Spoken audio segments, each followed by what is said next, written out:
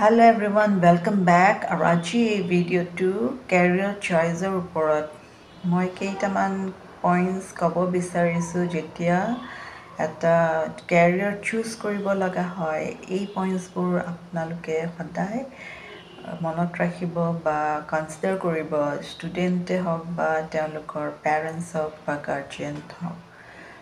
চ' আমি এটা career choose কৰোঁ যে সেই কেৰিয়াৰটো আমাক এটা ইনকাম আনি দিয়ে। সদায় আমি বিচাৰোঁ যে কম সময়তে যে সেই কেৰিয়াৰটো আমাক বহুতখিনি ইনকাম আনি দিব পাৰে। কিন্তু ইয়াৰ লগতো আৰু এটা কথা ইম্পৰ্টেণ্ট যে আমি যি কৰি ইনকামটো নানো সেই কামটোৱে যেন আনৰ লাইফত এটা ট্ৰান্সফৰ্মেশ্যন আনিব পাৰে, তেওঁলোকৰ লাইফত এটা ভেলু এড কৰিব পাৰে, তেতিয়াহে সেই কামটোৱে মানুহজনক বহুত দূৰ আগবঢ়াই লৈ যাব পাৰে। সেইটো সদায় বেক অফ দ্য মাইণ্ড থাকিব লাগে যে যি কাম কৰি মই ইনকাম নকৰোঁ সেই কামটোৱে যেন আনক সদায় ভালেই কৰে, ভেলুজ এড কৰে, ট্ৰান্সফৰ্মেশ্যন কৰে তেওঁলোকৰ লাইফবোৰ। সেইটো কথা মনত ৰাখি আগবাঢ়িব লাগে। চ' যেতিয়া এজন ষ্টুডেণ্ট এনেকুৱা এটা পইণ্টত আহি যায় তেওঁলোকৰ লাইফত যে এটা কেৰিয়াৰ চুজ কৰিব লগা হয়, তো কিছুমান কথাত গুৰুত্ব দিব লাগে। প্ৰথম কথাটো হ'ল যে ষ্টুডেণ্ট এজনে যেতিয়া কেৰিয়াৰ এটা চুজ কৰিব লগা হয় তেওঁৰ ওপৰত বহুতখিনি ইনফ্লুৱেঞ্চ থাকে, এনভাইৰমেণ্টৰ ইনফ্লুৱেঞ্চ, মানুহ, ৰিলেটিভছ, ফ্ৰেণ্ডছ, পেৰেণ্টছ, টিচাৰ্ছ, লগতে সেই সময়ত কেৰিয়াৰ ৰিলেটেড কি ট্ৰেণ্ড চলি আছে সেইখিনিও তেওঁক বহুতখিনি ইনফ্লুৱেঞ্চ কৰে আৰু তাৰ মাজতে ষ্টুডেণ্টজনে এটা কেৰিয়াৰ বাছি লয়। কিন্তু এটা কথা আমি সদায় অভাৰলুক কৰোঁ যে একচুৱেলি সেই ষ্টুডেণ্টজনৰ ইণ্টাৰেষ্টটো ক'ত, তেওঁ কি কৰি ভাল পায় বা তেওঁৰ পেশ্যনটো কি, সেইটো কথাতহে বেছি গুৰুত্ব দিব লাগে। আৰু যেতিয়া তেওঁ ভাল পোৱা কামটো কৰিব, কেৰিয়াৰ হিচাপে ল'ব, তেতিয়াহে তেওঁ সেই কেৰিয়াৰটোত বহুত দূৰলৈ আগবাঢ়ি যাব পাৰিব, প্ৰগ্ৰেছ কৰিব পাৰিব। আৰু এইখিনিতে মই ক'ব বিচাৰোঁ যে গাৰ্জিয়ান হওক বা পেৰেণ্টছ হওক তেওঁক কেতিয়াও ফ'ৰ্চ কৰিব নালাগে যে কোনো এটা পাৰ্টিকুলাৰ কেৰিয়াৰ ল'ব লাগে। তেওঁক এটা ফ্ৰী উইল, ষ্টুডেণ্টজনক এটা ফ্ৰী উইল দিব লাগে যে তেওঁ নিজৰ কেৰিয়াৰটো নিজে চইচ কৰি লয়। লগতে কেতিয়াবা কি হয় যে ষ্টুডেণ্টজনে গম নাপায় একচুৱেলি তেওঁৰ টেলেণ্টটো ক'ত, তেওঁ কিহত ভাল, বা সেই সময়ত তেওঁৰ গাৰ্জিয়ান, পেৰেণ্টছ, এল্ডাৰ যোন আছে তেওঁ এৱেৰ কৰিব লাগে, কনফিডেঞ্চ দিব লাগে যে তেওঁ যদি সেই ফিল্ডটো বাছি লয় তেওঁ খুবেই ভাল কৰিব। তেনেকৈ ষ্টুডেণ্টজনক হেল্প কৰিব লাগে এটা কেৰিয়াৰ চইচ কৰাত। ছেকেণ্ড কথা এটা আহিলে যে কেতিয়াবা ষ্টুডেণ্টজনৰ পাৰ্চনেলিটিটো মিলাই কেৰিয়াৰ এটা লোৱাটো খুবেই প্ৰয়োজন হৈ যায়। যেতিয়া এটা ষ্টুডেণ্টৰ পাৰ্চনেলিটিত খাপ খোৱা এটা আমি কেৰিয়াৰ বাছি দিব পাৰোঁ বা তেওঁ নিজেই কেৰিয়াৰটো লৈ লয়, আগবাঢ়ি যায় সেই কেৰিয়াৰটো লৈ, তেতিয়া তেওঁলোকৰ ছাকচেছ ৰেটটো বহুতখিনি বাঢ়ি যায়।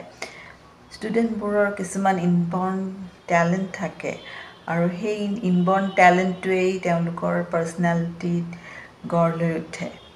চ' ধৰক কিছুমান ষ্টুডেণ্ট থাকে খুব আউটস্পোকেন, কমিউনিকেশ্যন স্কিলছটো ভাল, লিডাৰশ্বিপ কোৱালিটি আছে। চ' তেনেকুৱা ধৰণৰ ষ্টুডেণ্টে বেচিকেলি তোমাৰ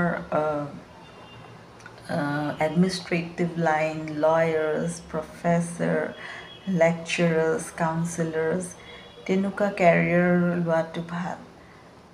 কিছুমান আছে খুব এডভেঞ্চাৰাছ বা স্পৰ্টছ এক্টিভিটিত খুব ভাল।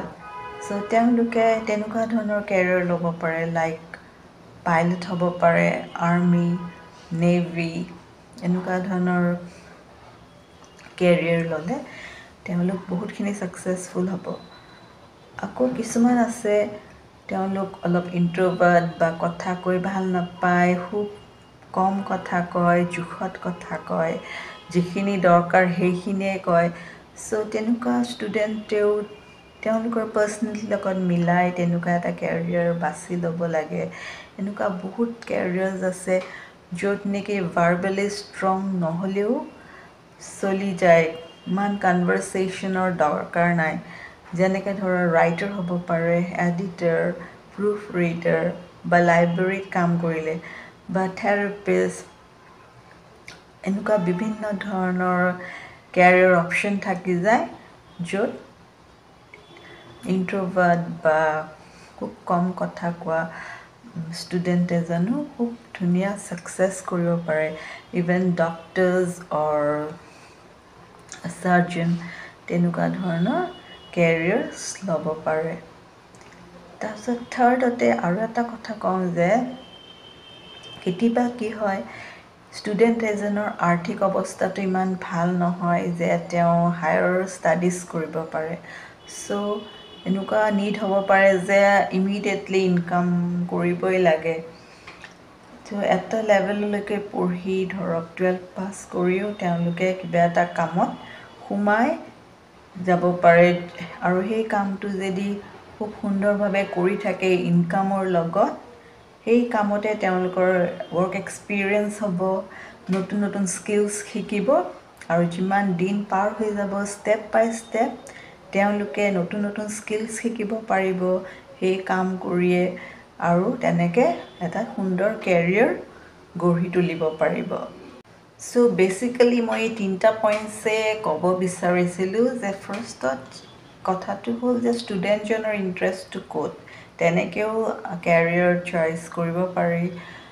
দ্বিতীয়তে তেওঁৰ পাৰ্চনেলিটিৰ লগত মিলায়ো কেৰিয়াৰ এটা ল'ব পৰা যায়। তেওঁ কেনেকুৱা ধৰণৰ পাৰ্চনেলিটি আছে সেইটোৰ ওপৰত ভিত্তি কৰিও এটা কেৰিয়াৰ ল'ব পৰা যায়।